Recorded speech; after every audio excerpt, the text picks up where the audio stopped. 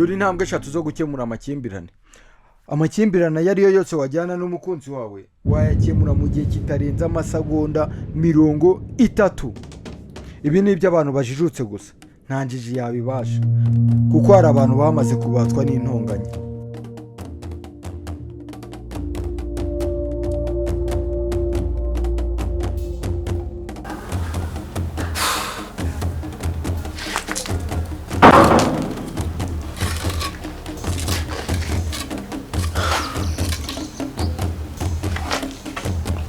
Kuunda abagore mwabayemo niko umuntu wababyaye n'umwe ndebera umwanya maze wose uri kwisiga ibyo birungo ngo ni make up. Umva rero nkubwire, iyi ni gasopo ya nyuma ya kangahe ya nyuma, uzongera gukora ibi bintu ndewe nzagenda noneho ngutangaha ningutangaye uzambora. Vayo hano senye, vayo. Ako bagabo ntimwirengagiza ubaka kanya uribagiwe ijoro ryose nari ngutegereje.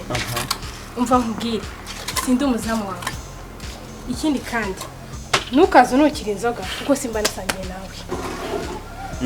Umva ngo gasopo ya nyuma uzongera kwanga kurya ibyo yateguye, umva uzomerwa. Akundi noneho titi uyu munsi watewe n'abahe badayimoni nta soni ufite.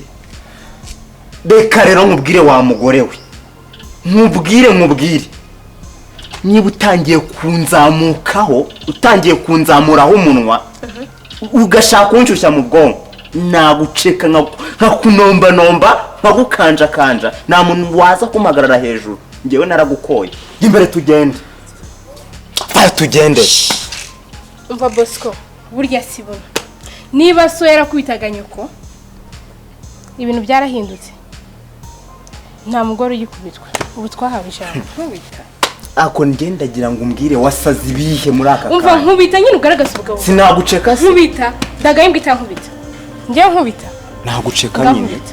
Nkubita urebe ngo imbwa zirakurya. Nkubita. Utankubita. Nkubita maze ugaragaza ubugabo bwawe. Ndagayimbwa itari we nkubita. Waki umunsi. Nkubita se. Ese undi kutankubita. Nkubita. Ibiki ngiye na nimufitanye amakimbirane n'umukunzi wawe ibi byagufasha. Intambwe ya mbere, pause. Ruhuka, tuza winjiza kuka. Rati urakaye ntiwumva ushyushye mu mutwe. Yego.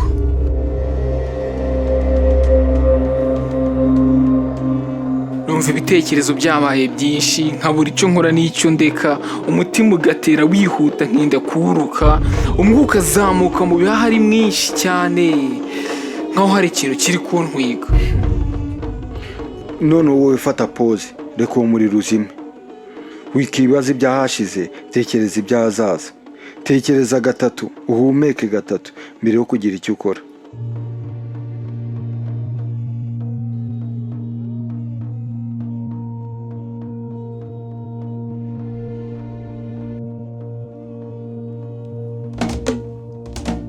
Intambwe ya 2, mwiyegereze. Yegereza umukunzi wawe, mufate mu kiganza nk'amasegonda 10.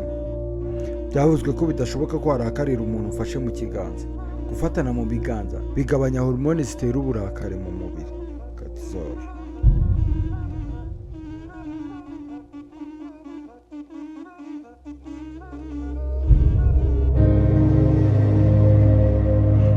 Intambwe ya 3,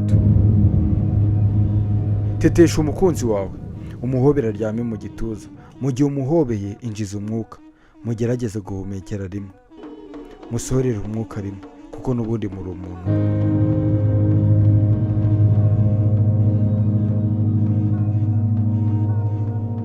Funga amaso, ibaza aho uzaba uri n'umukunzi wawe nyuma y'imyaka 1000.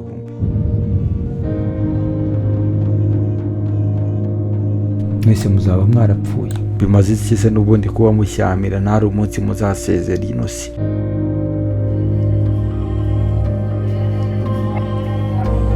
Nkeke ko wamenya agaciro ko kuba ufite umukunzi. Nta mpamvu yo gukomeza kubaho mushyamiranye.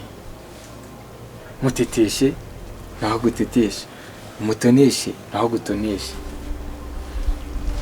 dore bubiriyeho mutagiye n'ubundi aho mwajyaga ariko hari byinshi mwize.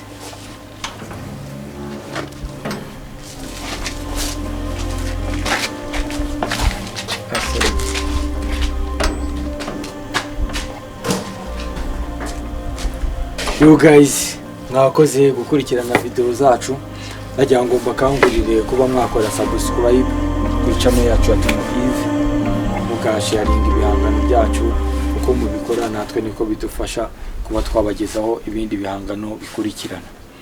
Ngewe nari Tumushimishe Yves, amahoro y'Imana akomeza abane namwe.